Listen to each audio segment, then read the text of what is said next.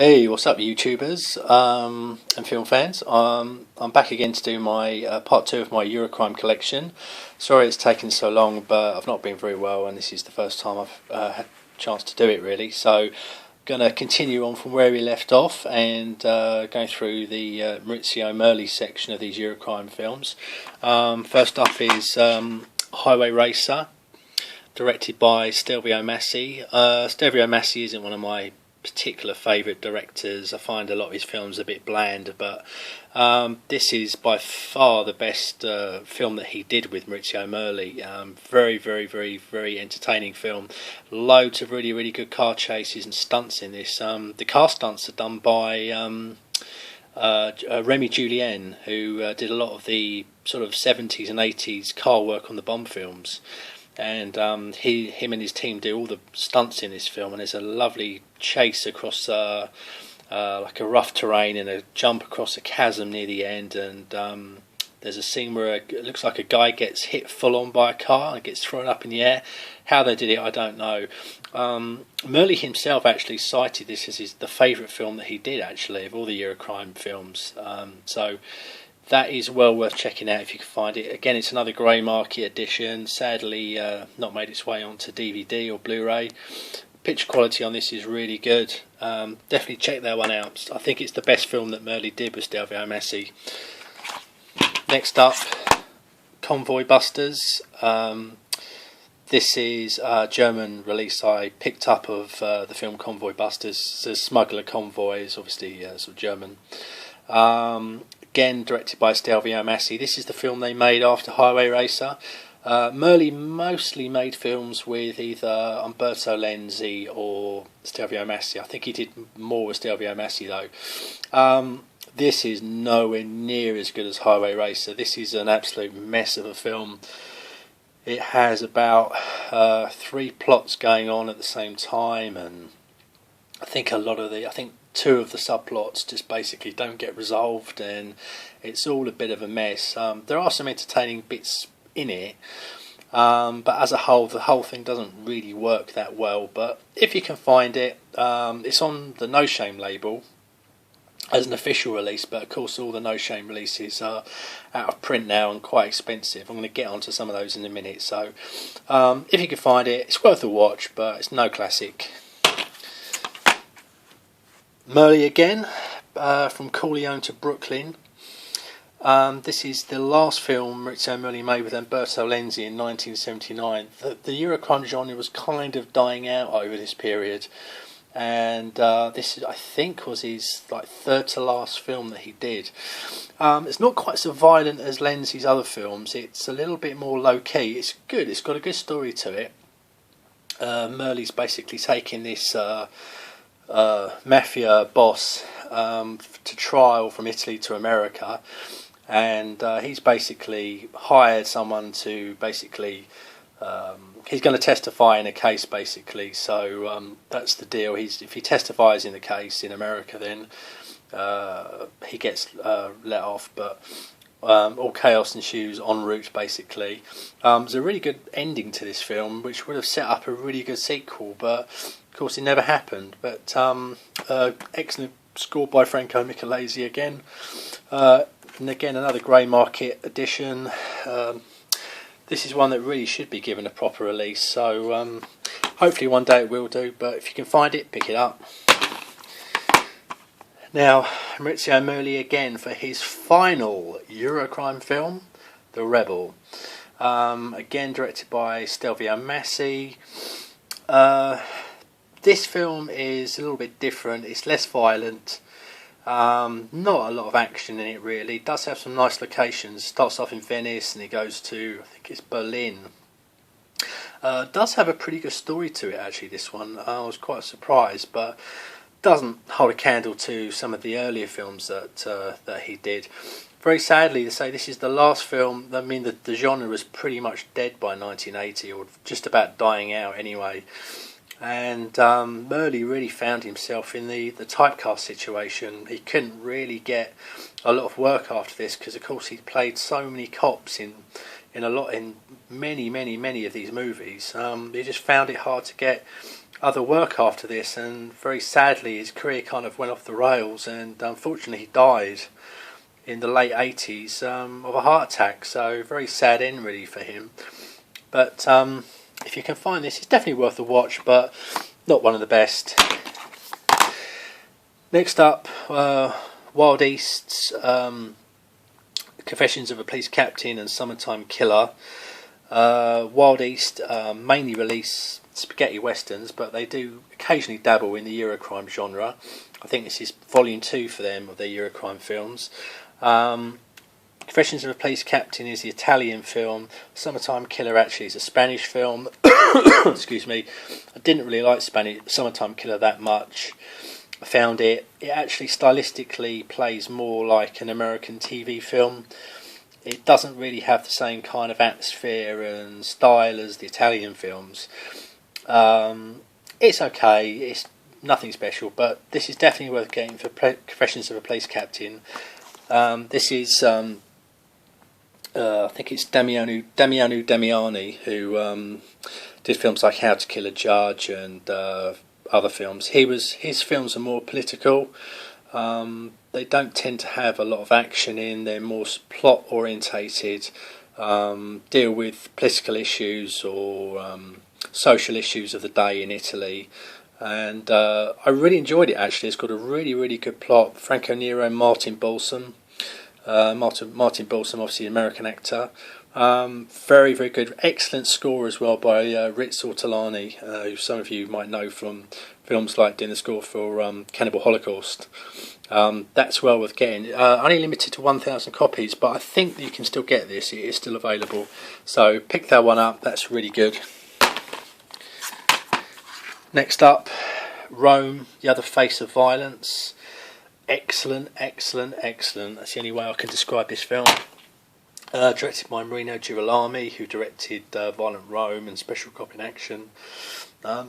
This was never given an English dub for some reason. This has English subs only. Really good. Stars Anthony Stephan. Anthony Stephan, the star of many spaghetti westerns in the 60s and early 70s. And about a guy whose daughter gets killed by a group of criminals at a party, and he basically kind of a vigilante film. He kind of goes after them, but the police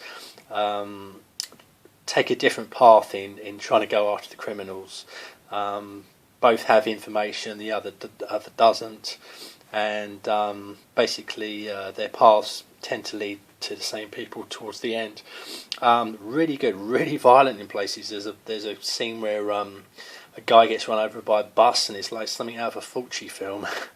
But excellent picture quality on this. As I say, no English dub. Again, another grey market release. Sadly, probably will never come out on DVD. But if you can find that, that is an excellent purchase. Really good. Next up, we have Stunt Squad. Again, another grey market release. Excellent, this film, very violent. About a police inspector who creates a gang of motorcycle stunt drivers, really, to police the streets of Rome or wherever it's set. I can't remember now. And they form this little band of drivers, basically taking out the bad guys. Really good release. Get that. Next up, we have Arrow's release of Super Bitch, otherwise known as Blue Movie Blackmail. This only came out last year in the UK. Stars Ivan Rassimov and Stephanie Beacham. Not a bad film, directed by Massimo Dallamano, who directed Cult 38 Special Squad. I'm going to get to that in a minute. Nowhere near as good as that film, but not bad, quite entertaining. I think most of the money went on the location shooting, because I think it takes in Beirut, London, Italy and New York, so I think the budget was blown on the locations rather than the action. But it's worth a watch. An excellent package from Arrow as usual. It's got some really good special features on there. Bullets, Babes and Blood, the high octane action of Italian cinema, with interviews by Ruggero Deodato, Sergio Martino, etc. a little tribute as well to Ivan Rasimov, who sadly passed away a few years ago. So that's well worth picking up if you can find that. Next up we have Destruction Force. Luc Merenda and Thomas Millian. This is actually a sequel to a film called Freehand for a Tough Cop. That film starred Claudio Castanelli and Thomas Millian as well. Thomas Millian returns playing the same character, Meneza, and Luc Merenda is basically the police inspector. This is directed by Stelvio Massi again. Again, this is one of his better films actually. I quite enjoyed this one. It's got a really good score to it by Bruno Canfora. Very catchy theme tune. Millian's scenes are not as good as they were in the first film. That is a much better film than this, but this is still pretty good. It's got some good action scenes and that. Quite violent. Definitely pick that up if you can find it. Right. These are the No Shame releases. No Shame were a nice label that were an Italian label and had a US arm, but unfortunately, they folded a few years ago and released some, while they're in their short time, basically released some really good films, some Eurocrime films, Giallos, and a few others, and they really put a lot of effort into their releases. Loads of special features. The transfers are all really good, often restored from the original negative. And sadly, they basically went bust, which is a great disappointment, really, because had they gone on, they would have released some probably really good films. But I think probably some of the films they released were maybe a little too obscure for the main market. They did release some big cellos, like some of the Sergio Martino ones, Your Vice is a Locked Room, and so on, that were well known. But some of these were pretty unknown films, and they put a lot of effort into them. But you know, if you can find them, they're all pretty expensive now. So if you want to pay the money, then you're going to get some good films. But they are dear. This is one of their best releases, Cult 38 Special Squad, directed by Massimo Dallamano, who did Super Bitch. Excellent film, stars Ivan Rasimov again, Marcel Buzivi, who did a lot of films. Excellent 2-disc release. Has another film that was actually unreleased called La Bitonada, which is translates in English to The Rip-Off. That film was never released due to some legal technicalities. And they've included it on this DVD, so it's very rare to see that. But Cult 38 Special Squad is really the reason you should get this. This is a fantastic film, action-packed, very violent, just a really good example of the genre, really. So get that, that's well recommended. Stelvio Massi's The Last Round, kind of a sort of a take on Yojimbo again. The Fistful of Dollars story. Stars Luc Merenda. Not too bad, this one, actually. I wasn't overly impressed with it the first time around, but I watched it again and I enjoyed it more the second time around. Again, probably one of Massi's better films, but again, this isn't as good as the best in the genre, nowhere near. So again, it's another good release from No Shame. Loads of special features on it. Has a bonus CD full of a group doing covers of Eurocrime themes, basically, which is kind of odd, but nice to have. The originals would have been much better to have, but kind of to give it this sort of nice, sounds kind of cheap the way they do it, but anyway, it's just worth it for the movie, so get that. Sergio Martino's Gambling City, Luc Merenda again. I think he did probably as many of these films as Maurizio Morelli did, I think, probably. This is a really good one. I didn't expect much from this, but I was really shocked how good this was. This is kind of a little bit different. It's kind of it does have a sort of gambling, sort of social sort of subplot to it. Basically, Luc Merenda plays this sort of card shark who gets taken in by this mafia boss who wants him to work for him, and then Luc Merenda's character falls for the daughter of, the girlfriend of his son, and the plot kind of gets more complicated as it goes on, and I really enjoyed it. It's not huge on action, but it's just very, very good story. There is obviously some action in it, but it's just a very, very good plot basically. Sergio Martino, I mean, he hardly makes any bad films, so this is a really good one. Again, quite expensive because it's No Shame, but if you can find that is a really good release to get. I well recommend that. Luke Miranda again, A Man Called Magnum. No Shame's again basically gone all out on this one, and remastered from the original negative. Now this is a bit odd, this film. The dubbing is terrible. If you're going to watch this, watch it with English subs, because this is a horrible dub job.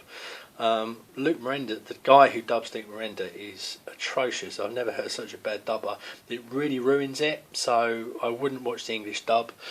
There's a lot of action in this film. Actually, plot-wise, it's not that great, but action-wise, it really, really lives up to muster. It really does pass muster. It's so good.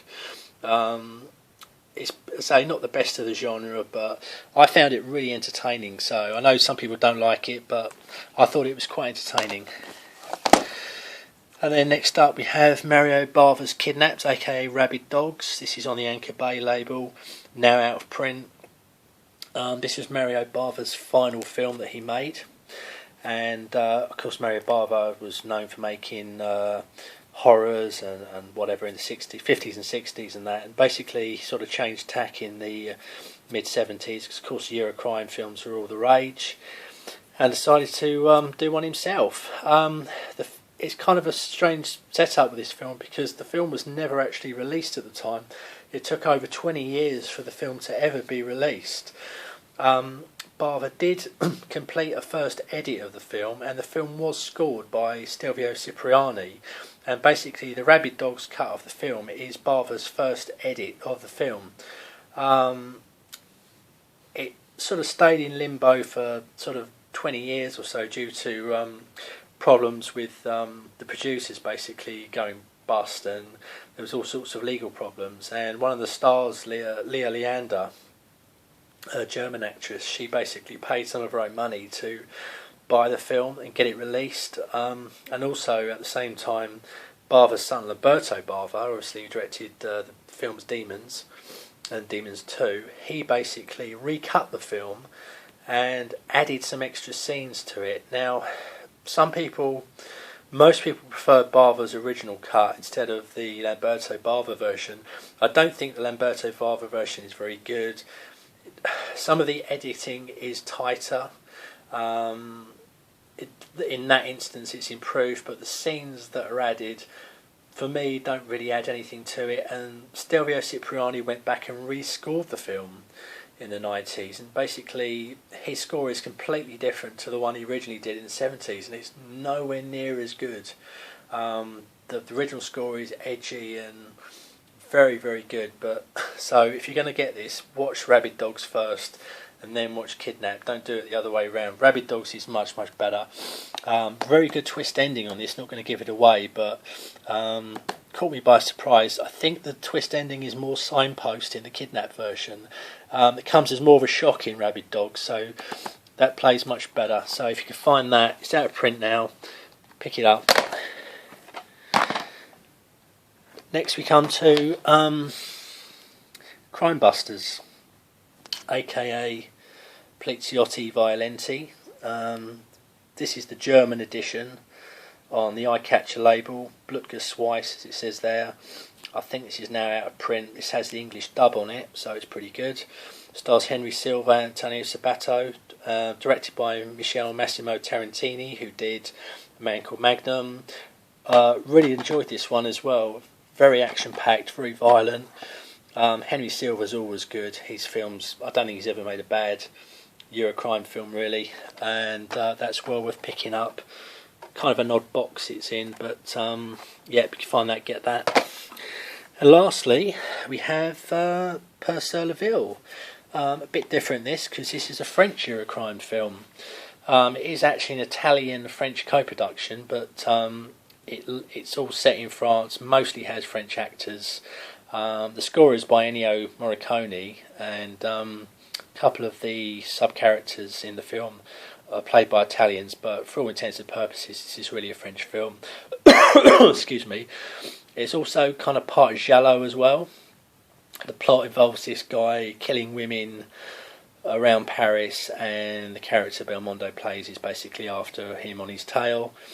Some really good action scenes in this, really good stunt work. Now Belmondo did all his own stunts in this film, and when you see it you can see that it was really him. This is pre-CGI, there's no wire work or anything. He was basically on top of a train,